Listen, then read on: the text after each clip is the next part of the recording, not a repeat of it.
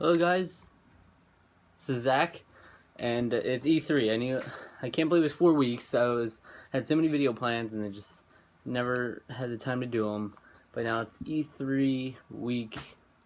So much is being revealed and stuff. I'm still struggling to catch up. I've only actually watched 2 of the conventions so far, but I'm trying to watch them in order.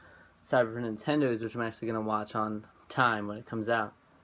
But so far from what I've seen, I'm already really enjoying it, and I haven't even seen Nintendo's yet, just from the announcements I've heard. But today we're going to start with Bethesda.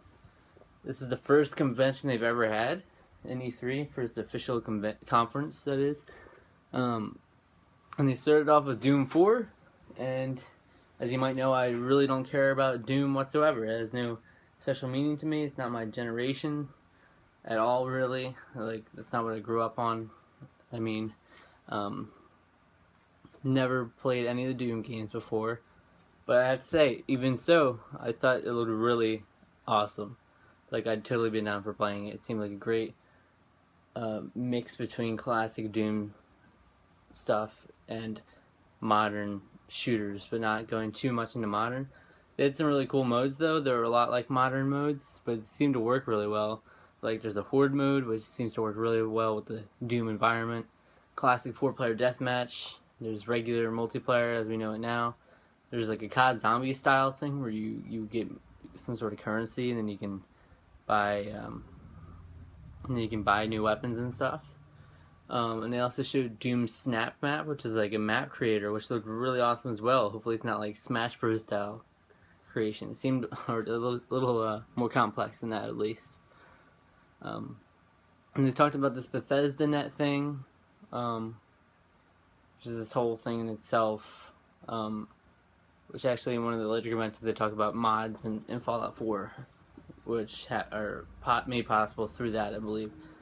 Battle Cry was this other game they showed. It looked very Team Fortress-esque, even from the plus signs floating around when you're getting healed and stuff.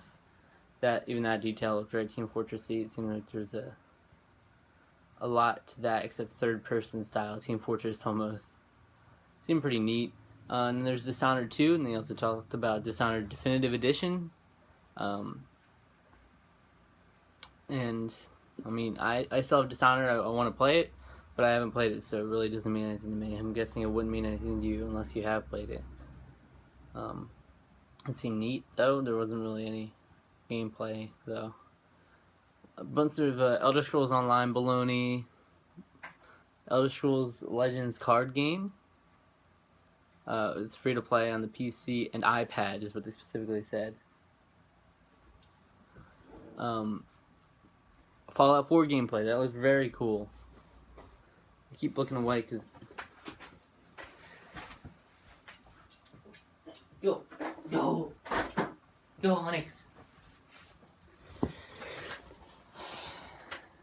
There's a dog chewing on a Wii Fit balance board. I was gonna grab him. Come over here. You? It wasn't this one, but I do have this one.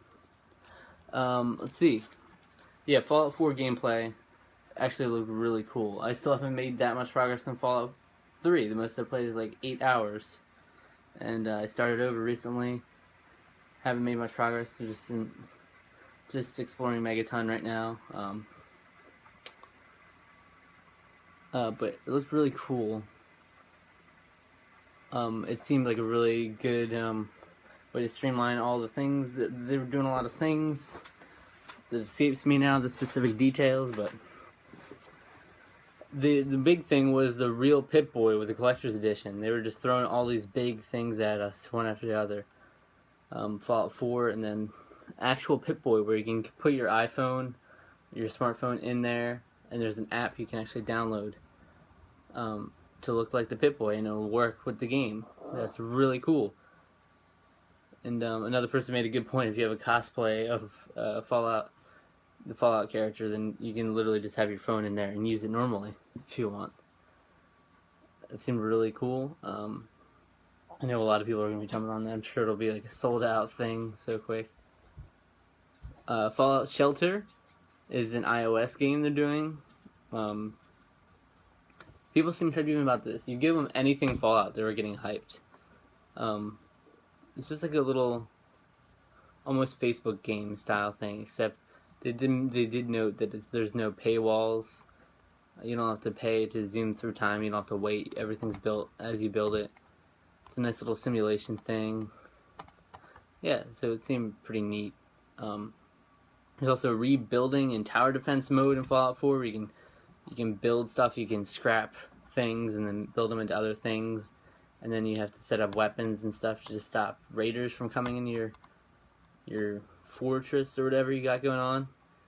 And they noted there are 50 base weapons with over 700 modifications, and that Fallout 4 releases November 2014, which took everyone by surprise. If they stick to that date, that's really cool. That they just kind of threw it out of nowhere, all these great details right before, a couple months before release.